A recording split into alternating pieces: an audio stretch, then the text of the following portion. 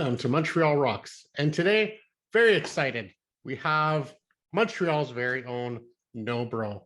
And of course, the lead singer with us and bass player, Kathryn McCauhey.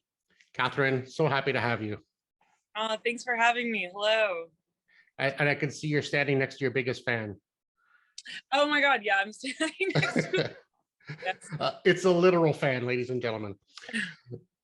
I like to first get to know you. Well, first of all, I saw you open up for Dilly Dally. So I have some experience seeing you guys live, and you guys have gone like so much farther since then, playing stadium tours. But we're going to talk about all that. We're going to talk about some of the new stuff coming up and the new tour. But I like to start at the beginning. I like to find out what Kathryn is as a young child. Maybe you're flipping through your parents' album collection, maybe it's CDs, tapes, I don't know. Is there a song or a band that hit you differently, where it went from music that you heard to music that you felt? Okay, so yes, I do. I know the specific moment, but it's going to sound incredibly uncool.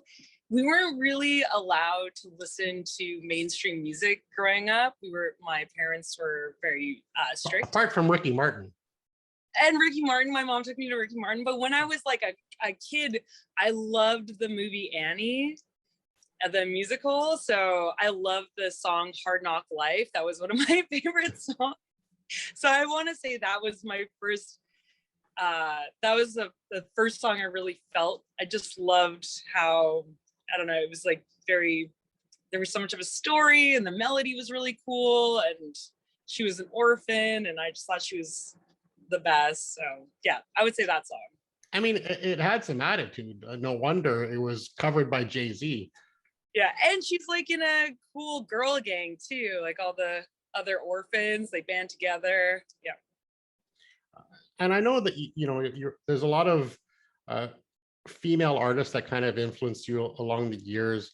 Joan Jett, Susie Quattro, Jennifer Herrema.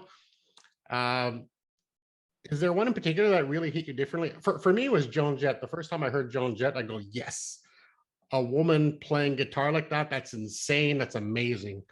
Who was it for you? Joan Jett was one for sure. I remember watching Much Music video hits when I was like in grade 1, and I remember like flipping to the channel when my parents were upstairs so I could watch some music videos and secretly. And I love rock and roll, the when she gets up on the bar and stuff. And I remember seeing that as a kid and just being completely blown away. There's also Brody Dahl, who we toured with the Distillers. Very jealous. She was like a huge one for me. And same with Jennifer Herrema. That really was like a pivotal point. And Betty Davis as well. Like those are some of the biggest female influences that I have. I got to see the Distillers at CBGB's in New York City. Probably my ultimate show ever. Yeah. Like epic band in an epic venue. Insane. So that kind of brings me to, I want to stay a little bit longer in your youth. You grew up in Ponoka, Alberta. And according to my wife, her mom would say, if you kids don't quiet down, you're going to send me to Ponoka. Yeah. Why would they say that? Well, because Ponoka is known for its mental health facility. Yeah.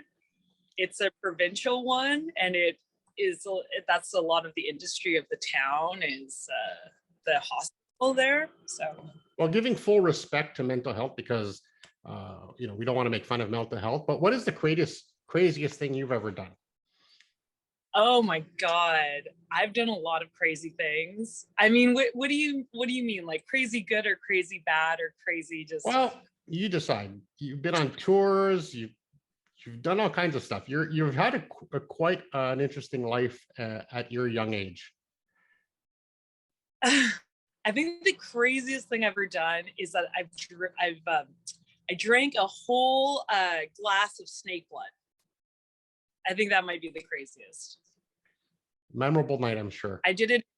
Yes, it was in Jakarta about like I want to say years ago now. And I drank an entire cobra's blood and they put like the venom in it too. You can ingest venom. It just can't go into your bloodstream or else you'll die. Which afterwards I was like, what if I had a cut in my mouth or an ulcer or whatever? So yeah, and the weird thing about drinking snake blood is that snakes are cold-blooded, so they'll take on the temperature of their surroundings. And in Indonesia, it's quite hot, so the blood was actually very warm. And yeah, just drank the whole thing. You went from playing hockey to Yes. performing in arenas. What was that transition like? Tell us how you went from hockey to becoming this rock star. Well, if you're from a small town like I am, you need to get good at something or else you just kind of stay there forever. And especially the winters are really long. And I don't know, I'm like a very naturally competitive person. I've always enjoyed doing sports, and hockey just was something that I picked up one day, and it just came really, really naturally to me. And in my small town, there was only boys that played hockey, so I had to play with the boys. And that's kind of when everything clicked for me, especially my personality. I was like, oh, okay, I like to go toe to toe with the boys and they won't make fun of me. And it doesn't matter if they don't like me, like they'll respect me. And anyways, so I just started playing hockey, and then I started advancing quite quickly. And then I was scouted at a young age. When I was 14, I tried out for the National Women's Hockey League when there was one. And then I was scouted after that to go train at the Olympic Oval. I was like 14 or 15 at that time. So then we moved from our small town to a bigger city for me to pursue my hockey dreams. And then I played university hockey for a year, and then I just didn't feel like doing it anymore. So you can always change your life if you want to. And then I just kind of started bouncing around and kind of, exploring different sides of life. I mean, you're educated, but at one point you came to Montreal, you got some band experience, you even joined Uncle Bad Touch for a little while. What did you learn from that experience? Well, my mentor, he was also in that. We started that band together, and he was a quite established musician at the time, and he still is. And I was finishing my degree here, and just one summer it was so hot, and we were just trapped in his bedroom, and he had drums and amps and guitars, and everything was just like set up, and we just had a lot of time, and we were just stuck in this one space together, and we just spontaneously started writing songs. And I don't know, I just like picked it up, and he taught me how to play the bass and really work on how to write songs. And then a month later, his manager for his other band contacted us and was like, do you want to go play a show in New York City? And I had never played a show before in my life. Like, I was never. And so we had like 3 or 4 weeks to prepare, and I just picked it up, started playing, and learned how to sing the songs at the same time. And then that's basically what happened. And of course, eventually you became NOBRO, which we know the story why it's called that. You kept saying no to all these male guitarists trying to join your band. And the goal was to have an all-female band. And unfortunately, like, I personally don't like calling a band like female fronted or an all-girl band, all-female, because I want to talk about not who they are, but what they are. And I think when I hear NOBRO, I hear the songs that you play, I've seen you live, you're not girls, you're just talented musicians. I mean, you guys have something, it's really cool. And even like 2 of your musicians are that I know of, Sarah and Lisandre, are like super high in demand. They're even like playing around in other bands. You guys to me are not just a bunch of girls. you guys are seriously rocking the scene, and we can see it by the tours that you're getting, and the ones that are coming up are going to be insane. Yeah. Yeah, for sure. Yeah. Is that still important to be called, to be surrounded by women? Is it more the culture of the group and how you can interact with each other, or are we past that now? Which I don't think so, but When the band started, it was out of a lot of frustration because, like, when my partner and I broke up and the band disbanded, for a while after that, I was just known as this person's ex-girlfriend. Like, and it really made me mad. Like, I was really venomous towards that. And people would just I just felt like I was going to be under this person's shadow for my entire life. And that was like the best that I was ever going to do. And so when this band was created, it was just like out of that frustration, it was out of that anger, and a lot of it was like I never got credit for a lot of those songs that we wrote at all, and it was really upsetting. And so I just feel like I'm an extremely reactionary person, and I was like, okay, well, whatever, like, forget about it. I'm just gonna do the exact opposite and go to the oscillate to the entire other end of the spectrum and do something that's like very fierce and very bold and very like feminine. So and the first like most of the players, even at the beginning, it was like a different version of the band. They experienced the exact same situation as I did. And even now with the Sarah and Lisandre and Caro, like, they also have similar experiences of people underestimating them. Or Sarah even had someone be like, if I close my eyes, it's a guy playing, it's like these little microaggressions. And so yeah, I feel like at the beginning it was so important to lay like a very strong foundation, like an ethos and an identity. And it's funny because as you move forward and progress, it feels like it still is important, but it's like you don't have to prove as much as at the beginning. You know what I mean? And I hope that NOBRO become a part of history as a band who kind of shatters that glass ceiling and just shows that, you can rock just as much as anybody else, just like you can play hockey with all the boys. There's nothing stopping you guys. Oh my, no way. So you once said that you want people to jump off a cliff for you musically. How important is confidence in your playing style? Oh my God. I mean, I feel like I'm a fake it till you make it kind of person anyways. It just so happens that everyone else seems to believe in it too, which is like beyond my comprehension. Like the fact that all like Sarah, Lisandre, and Caro are all in this band.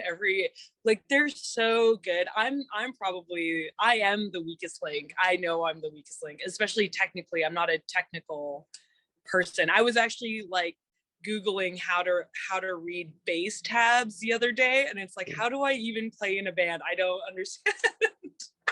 but yeah, I mean, I feel like because I don't know very much, I'm not afraid to take a lot of chances. I'm like, what music, like notes, whatever, comprehension, it doesn't really mean that much to me. So I'm like, we should just try things. And for me, failing has been always a big part of growing and getting better. So yes, jump off a cliff and try some and stuff. Yeah. And learn how to fly along the way. I guess so. Honestly, yes, but it really, I mean, for me anyways, and for everybody, it's like we work together as a team, and that's what makes it really get pushed forward. And to be quite honest, I mean, I'm sure you've talked about this in the past too, about imposter syndrome, which is something we all have. I mean, even myself, when I started interviews, I didn't know what I was doing, but I figured I'm going to do it in an interview the way I want to hear an interview. The questions I ask are the questions that I felt that other people don't ask. So there's nothing wrong with not knowing what you're doing. In fact, that's how you carve a new path. That's how you invent a new way of doing things. Some of the best bass players didn't know what they were doing. you know, like Flea, Les Claypool, and they just created these new styles because they just did what felt was right. Well, I always try to write songs like other people, but I'm not as good as other people. So it will always turn out very different from where it's supposed to be. So I guess I'm only going to see that as a good thing. I'm only going to see it as a good thing. I mean, high energy songs. La La is what probably my favorite. Don't Die is awesome. The latest one is Better Each Day. Tell us a little bit about that. I mean, the video is awesome. I saw at least one location running over the Atwater Bridge. What was kind of the meaning behind that song and the visuals? Well, the visuals, we can take absolutely no credit for that. That was all Jeremy Shantz and Dan and Jen. They're amazing. I actually have known Jeremy for many years. We actually met on Kijiji 10 years ago or 12 years ago as roommates. So we were actually roommates at one point, and this was before I even played music, and he just moved here from Vancouver. So that's how we've known each other, and he's always been like a very eccentric creative person, and with his team he made so much sense to bring something like that to them, and they really just like went for it, and it turned out like they're so amazing, so we can take no credit for that. But the song also, I feel like we can take like a little bit, but not as much. I was like with our producer last year or something. That was the one where he showed you a jingle and you kind of wrote from the jingle, right? Yeah, it was a jingle. It was a commercial jingle. And it's so funny with music because it's like sometimes you can just write something in a second, and then other times you just sit down and then you're like, oh, maybe it's gone forever. I really don't know. I don't know. So it was like one of those gone forever moments.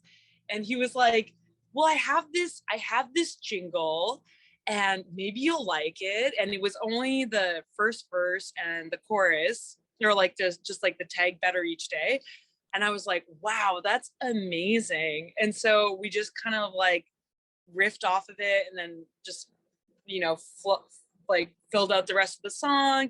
And then when we were actually recording it, the idea just came up to put it halftime and put a little bit of like organ, so it was a really nice intro. It just came together really fast after that. And I don't know really what the story is. It's just like fun to tell people to get lost and just leave stuff. Actually, my boss is here. I hope he never hears it because I know we have to get you back to work, but you have tours coming up. Tell us about the next big tour. Well, we actually are going on tour in a couple weeks with Tokyo Police Club in the States. So we're pretty excited about that, just to get out. And in the States too, I think everything's pretty much opened up. So it's going to be a really interesting experience. So we have that. That's cool. And then we go on tour in February with Pup and Billy Talent, and then in April with Rise Against and Billy Talent. And we'll be hitting Montreal, so I'll put the link in the show notes of how to get tickets to go see the show. Before I let you go, I want to play a little game with you, if you don't mind. Sure. I'm not into sports, but you've probably heard of fantasy hockey, fantasy football. Yeah. I like to play a game called Fantasy Rock Band. Let us create the ultimate rock band. I need a singer, bassist, guitarist, and drummer. And you can't pick your own bandmates because that's too easy. We know Sarah's going to be there because she's one of the most amazing drummers in Montreal. Who would you pick? Oh my God. Okay. I would pick Noel Redding on bass. He plays in The Experience. And I would pick on drums. Who did I pick on drums? Oh my God, maybe Mitch Mitchell, which is also part of The Experience. Guitar player, I would pick, you know who I would pick? I don't know what his name is, but do you know the band Pentagram? Yeah, Yeah, I would pick the guitar player from Pentagram. I will find it. And the singer, I would choose.